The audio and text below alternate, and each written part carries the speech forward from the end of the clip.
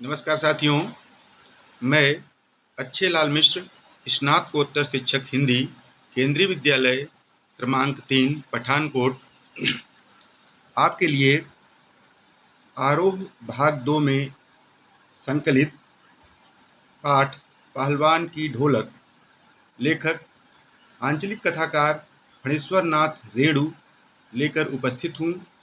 आइए देखते हैं पाठ का अधिगम प्रतिफल। दोस्तों, किसी भी पाठ को पढ़ने के पहले हमें यह जान लेना अत्यंत आवश्यक होता है कि हम उस पाठ के अंतर्गत क्या सीखेंगे।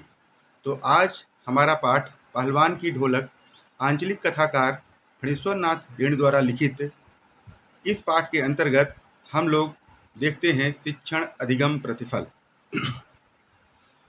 बच्चों, इस पाठ में हम लेखक फणीश्वर नाथ रेणु का जीवन परिचय एवं उनके आंचलिक कथा साहित्य के बारे में जान सकेंगे। फणीश्वर नाथ रेणु जी की साहित्यिक विशेषताओं के बारे में जान सकेंगे। रेणु जी की भाषा शैली की जानकारी प्राप्त कर सकेंगे। पहलवान की ढोलक पाठ का संक्षिप्त परिचय प्राप्त करेंगे। विभिन्न खंडों के अंतर्गत पहलवान की ढोलक पाठ का सार देखेंगे। पाठ में आए हुए विभिन्न कठिन शब्दों और उनके अर्थों को भी देखेंगे।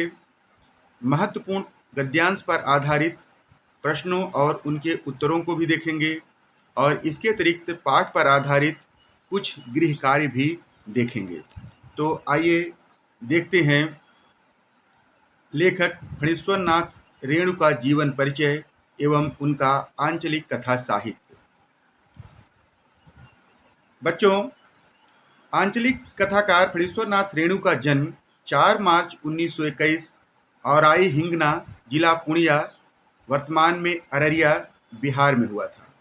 उनकी प्रमुख रचनाएं मैला आंचल, परिति परिकथा, दीर्घ तपा, जुलूस, कितने चौराहे, ये सभी उपन्यास हैं।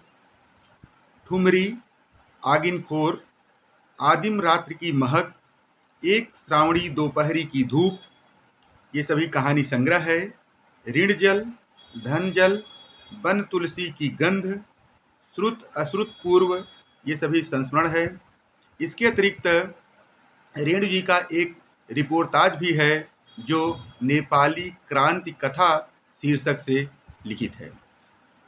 और रेणु जी की समस्त रचनावली रेणु रचनावली के नाम से 5 खंडों में प्रकाशित है। रेणु जी का निधन 11 अप्रैल सन 1977 को पटना में हुआ। इसके अतिरिक्त आइए देखते हैं रेणु जी का साहित्यिक परिचय।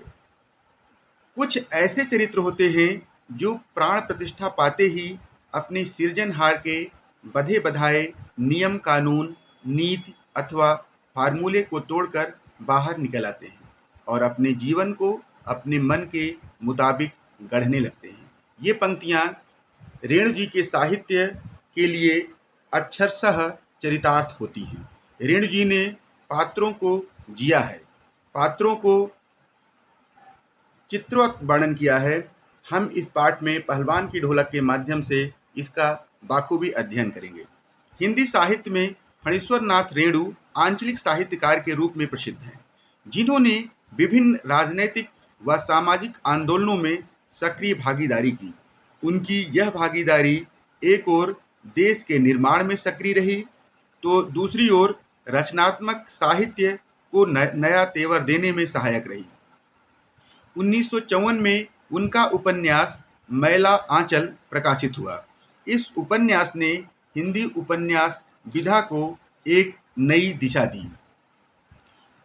रेणु जी की भाषा शैली। रेणु जी की भाषा भी अंचल विशेष से प्रभावित है। अंचल विशेष का अर्थ है गांव अर्थात क्षेत्र या गांव विशेष में बोली जाने वाली बोली और भाषा के शब्द। इन्होंने आम बोलचाल की भाषा को अपनाया है। मिश्रित शब्दावली का भी इनके द्वारा प्रयोग किया गया है, लेकिन गंभीर विषयों के लिए इन्होंने संस्कृतनिष्ठ भाषा का प्रयोग किया है। अर्थात जहाँ कहीं गंभीर विषय आए हैं वहाँ इन्होंने तत्सम प्रधान संस्कृतनिष्ठ भाषा का प्रयोग किया है। भाषा में चित्रात्मकता है, अर्थात हमें लगता है कि घटनाएं हमारे सामने जस की तस घटित हो रही हैं। भाव प्रवाह के अनुसार वाक्य छोटे होते जाते हैं। विशेषणों का बहुत ही सुंदर प्रयोग किया गया है और ये पाठ को जीवंत बना देते हैं।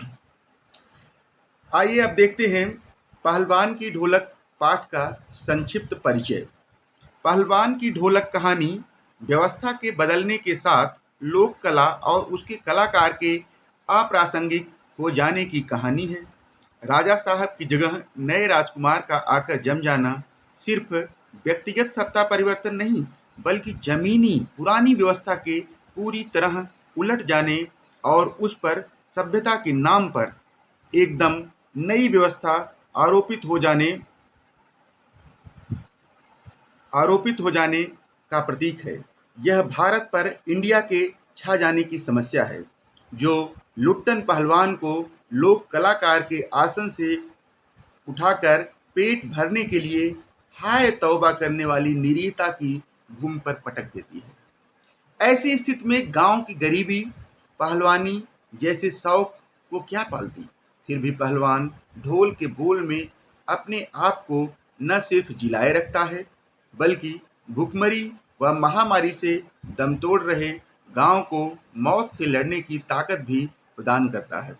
कहानी के अंत में भूख महामारी की शक्ल में आए मौत के षड्यंत्र जब अजय लुट्टन की भरी पूरी पहलवानी को फटे ढोल में पोल में बदल देते हैं, तो इस करुणा त्रासदी में लुट्टन हमारे सामने कई सवाल छोड़ जाता है।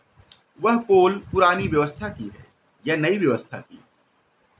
क्या कला की प्रासंगिक व्यवस्था की मुखापेक्षी है, अथवा उसका कोई स्वतंत्र मूल्य भी है? मनुष्यता की साधना अगर जीवन सुंदरी के लिए लोक कलाओं को प्रासंगिक बनाए रखने हेतु हमारी क्या भूमिका हो सकती है? यह पाठ इसी तरह के कई प्रश्न छोड़ जाता है। पहलवान की ढोलक पाठ का सार।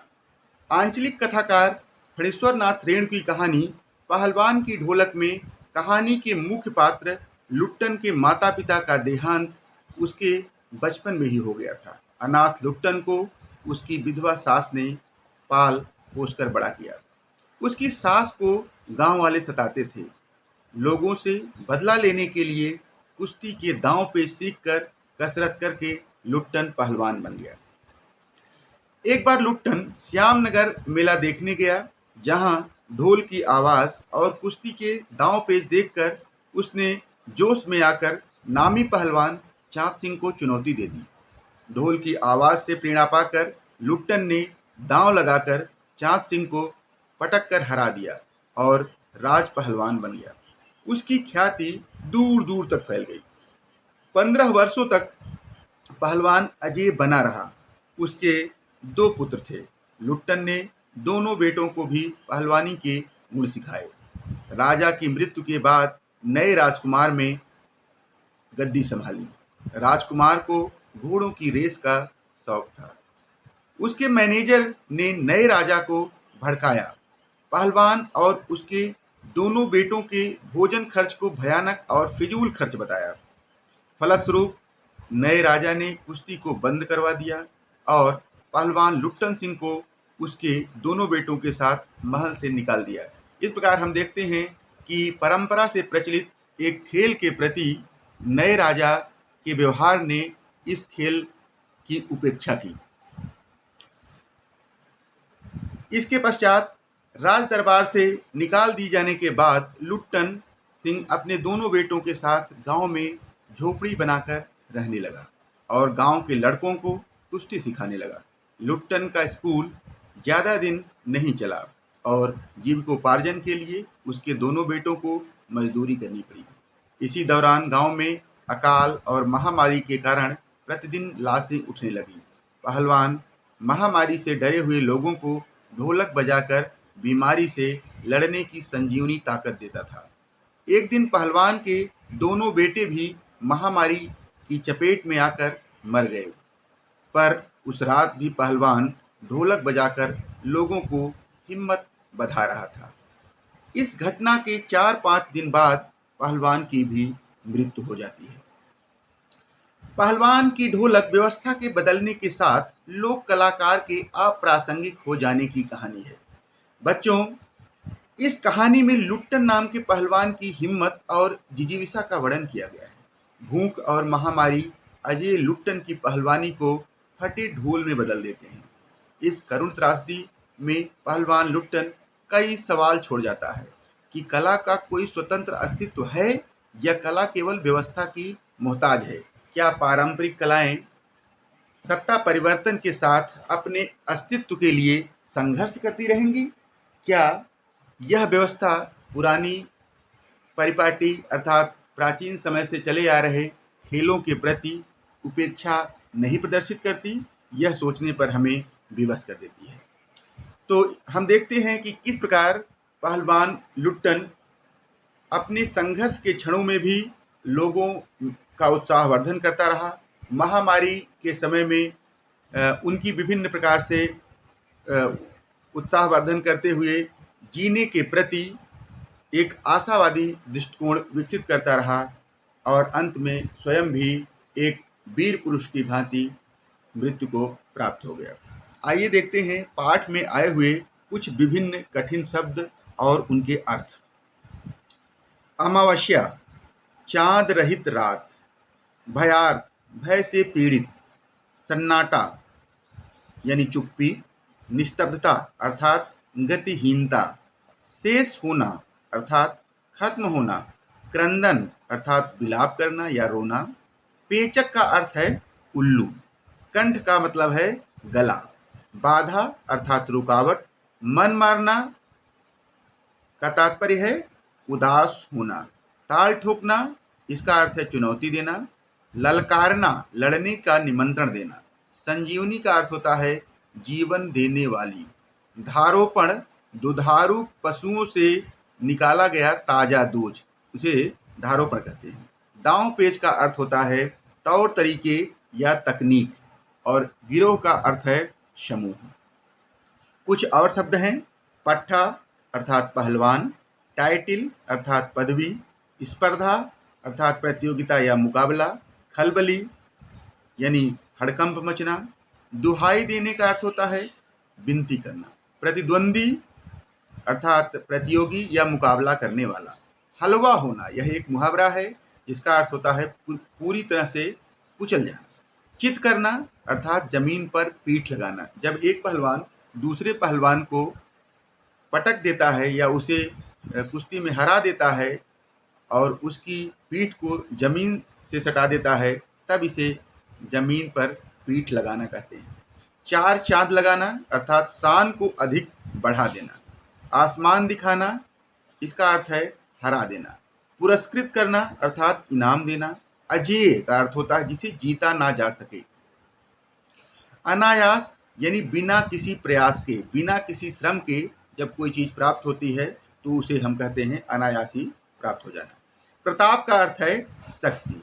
वज्रपात अर्थात वज्र गिरना, कोई बहुत बड़ी आफत आ जाना। चरवाहा, इसका अर्थ है पशु चराने वाला। विभीषिका अर्थात भयानक दशा। आइए देखते हैं इस पाठ पर आधारित अर्थ ग्रहण से संबंधित कुछ प्रश्न और उनके उत्तर। अंधेरी रात चुपचाप आंसू बहा रही थी। निस्तब्धता करुण सिसकियों और आहों को अपने हृदय में ही बलपूर्वक दबाने की चेष्टा कर रही थी। आकाश में तारे चमक रहे थे। पृथ्वी पर कहीं प्रकाश का नाम नहीं। आकाश से टूटकर यदि कोई भावुक तारा पृथ्वी पर आना भी चाहता तो उसकी ज्योति और शक्ति रास्ते में ही शेष हो जाती थी। अन्य तारे उसकी भावुकता अथवा असफलता पर खिलखिलाकर हंस पड़ते थे। सियारों का क्रंदन और पेचक की डरावनी आवाज, पेचक अर्थात उल्लू, रात की निस्तब्धता को भंग करती थी। गांव की झोपड़ियों से कराहने के आवाज आती थी। कराहने और कै करने की आवाज, कै का मतलब है उल्टी करना। हरे राम, हे राम, हे भगवान, की टेर सुनाई पड़ती थी। बच्चे भी निर्बल कंठों से माँ माँ पुकार रहे थे। तो हम देखते हैं कि यह महामारी के समय का वर्णन यहाँ पर किया गया है। यह गद्यांश जो है एक प्रकार से महामारी की भयावहता को दिखा रहा है। तो आइए इस पर आधारित प्रश्न और उनके उत्तर देखते हैं। अंधेरी रात को आंसू बहाते हुए क्यों दिखाया गया है? गांव में हैजा और मलेरिया फैला हुआ था। महामारी की चपेट में आकर लोग मर रहे थे।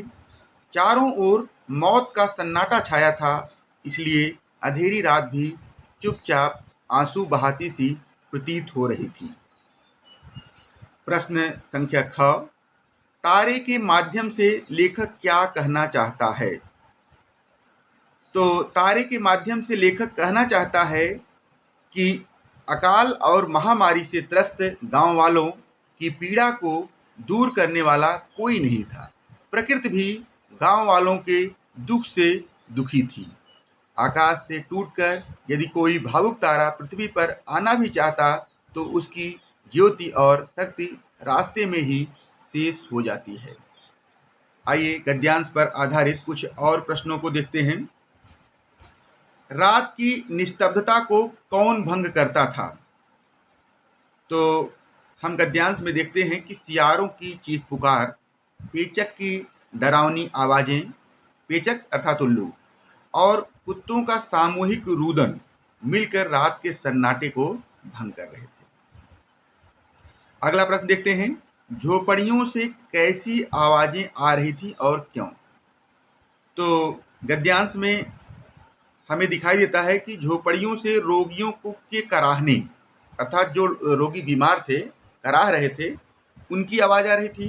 कै करने, कै का मतलब होता है उल्टी करना, और रोने की आवाजें आ रही थी, क्योंकि गांव के लोग मलेरिया और हैजे से पीड़ित थे। अकाल के कारण अन्न की कमी हो गई थी। औषधि और पथ्य न मिलने के कारण लोगों की हालत इतनी बुरी थी कि कोई भगवान को पुकार लगाता था तो कोई दुर्बल कंठ से माँ माँ पुकारता था। अर्थात स्थिति बहुत भयावह थी।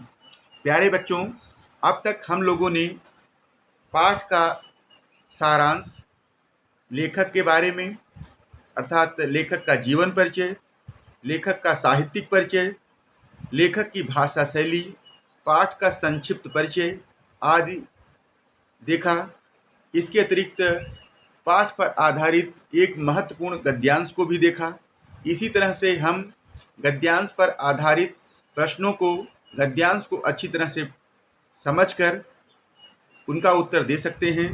तो मैं आशा करता हूं कि आप लोग अब तक इस पाठ को अच्छी तरह से समझ गए होंगे और इस पर आधारित प्रश्नों को के उत्तर देने में सक्षम भी हो गए होंगे।